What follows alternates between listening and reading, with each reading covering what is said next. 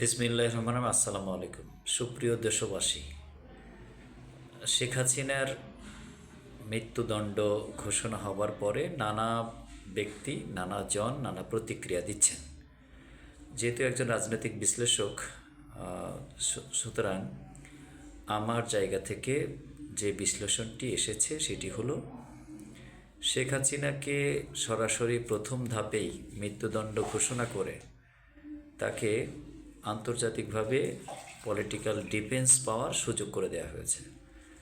বরঞ্চ শেখ হাসিনাকে এই হত্যার বিচারটির ক্ষেত্রে যদি প্রথমেই ফাঁসির রায় ঘোষণা না করে যাবজ্জীবন কারাদণ্ড বা বিভিন্ন দণ্ডাদেশ দেয়া যেত, তাহলে শেখ হাসিনাকে এদেশে এনে বিচার করাটা সহজ হতো। যেহেতু প্রথমেই ফাঁসির দণ্ড দেয়া হয়েছে একজন সাবেক প্রধানমন্ত্রীকে, যেটি আন্তর্জাতিক অঙ্গনে ব্যাপক সাবকর্নার শেখ হাসিনার জন্য ওপেন হয়েছে, এটি চরমতম একটি ভুল সিদ্ধান্ত হয়েছে। বিষয়টি যদি এমন হতো, যাবজ্জীবন কারাদণ্ড প্রাপ্ত আসামির ক্ষেত্রে ইন্টারপোল বা আন্তর্জাতিক অঙ্গন বা বিভিন্ন রাষ্ট্রের কাছে আপিল করলে তাকে এদেশে আনা সহজ হতো। এদেশে আনার পরে তখন বিচারিকভাবে মামলার রায় বদল করে পরবর্তীতে তাকে ফাঁসির দণ্ডাদেশ শোনানো যেত। সেটি হতো যুক্তিযুক্ত এবং বুদ্ধিমত্তার। যারা রাজনীতি করেন বা রাজনীতির গভীরে বিশ্লেষণ করেন তারা আমার কথার সাথে একমত হবেন, আর যারা রাজনীতির টাচ করেন কিন্তু রাজনীতিকে জাজ করেন না, তারা আমার কথার দ্বিমত পোষণ করবেন। বিশ্বের বহু রাষ্ট্র আছে যারা ফাঁসির দণ্ডপ্রাপ্ত বা হত্যা আদেশ বা হত্যা রায় রয়েছে এমন ব্যক্তিকে তারা রাজনৈতিক আশ্রয় দিয়ে থাকে এবং কোনো অবস্থাতেই সেই সরকার ওই ব্যক্তিকে সেই দেশে প্রত্যাবর্তনের কোনো সুযোগ রাখে না।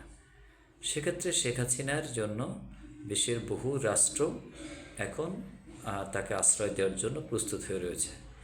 ভারত যেহেতু শেখ হাসিনাকে এত বড় ডিফেন্স দিয়েছে, ভারত কোনো অবস্থাতেই শেখ হাসিনাকে এদেশে পাঠাবে না। এজন্য ভারত যত পারবে ততটাই কূটনৈতিক আলোচনাটা চালিয়ে যাবে।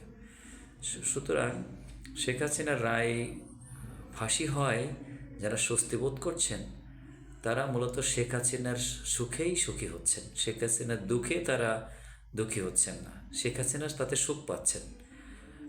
অতএব শেখ হাসিনার হত্যা আদেশ বা তার ক্যাপিটাল পানিশমেন্ট হিসাবে ফাঁসির রায় যারা দেওয়ার কারণে আনন্দ পাচ্ছেন তারা ভুল আনন্দ পাচ্ছেন, বরঞ্চ আপনারা শেখ হাসিনার উপকার করেছেন।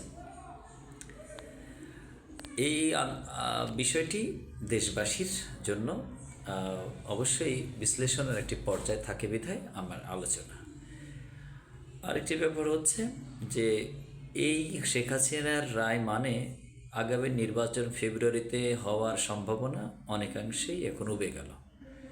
কেননা এই রায় বাস্তবায়ন নিয়ে নানামুখী আলোচনা হবে, নানা ধরনের রাজনৈতিক প্রেক্ষাপট হবে এবং প্রচুর রাজনৈতিক পট পরিবর্তন হবে, যা ফেব্রুয়ারি নির্বাচনকে একেবারে আমাবস্যার চাঁদে ঢেকে দিতে পারে। সুতরাং এই শেখ হাসিনার রায় একে তো শেখ হাসিনার পক্ষে গেল, আবার আগামী নির্বাচনটা একটা চরমতম ধোঁয়াশার মধ্যে পড়ে গেল। বিষয়টি সবাইকে অনুধাবন করার জন্য সাদরে আমন্ত্রণ জানাচ্ছি। আসসালামু আলাইকুম ওয়া রাহমাতুল্লাহ।